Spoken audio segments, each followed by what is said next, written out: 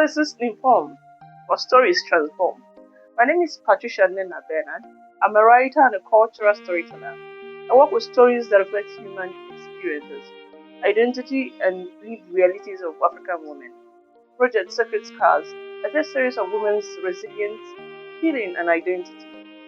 These are not abstract stories, these are lived experiences of everyday women, and they often reveal something very important. The gap between the people's reality and the system meant to serve them is enormous. My participation in the National Dialogue convened by the Development Research and Project Center, DRPC, in collaboration with the National Institute for Policy and Strategic Studies. Senior Executive Course 48 brought this reality into sharper focus. In the conversation, what became clear is very simple. Nigeria is not lacking creativity, nor are we lacking stories. What we often lack is the institutions that support, protect, and sustain our creativity and our stories. In this digital era, and within the growing orange economy, the creative industry has become one of the most powerful drivers of value and economic growth. In many ways, it is now the new frontier of wealth creation, but the gap is still wide.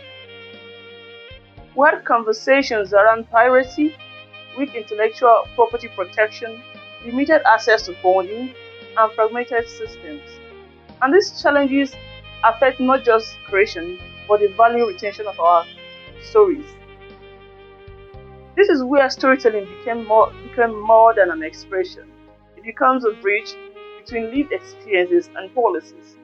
Because if policies are meant to serve the people, then the realities of these people must inform how these policies are shaped.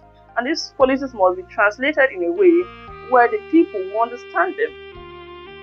Well, to take back the power of the stories to tell about ourselves. The narratives we amplify shapes our perception, and perception shapes how a nation understands its identity and its future. We can only be as powerful as the stories we tell about ourselves. And if we want to move forward and grow as a nation, then we must begin to tell these stories differently, more intentional, and more truthfully, in ways that reflect both our strengths and our challenges.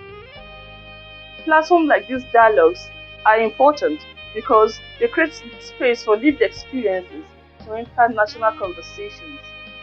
And when these conversations happen, development becomes more grounded, more inclusive, and more responsive.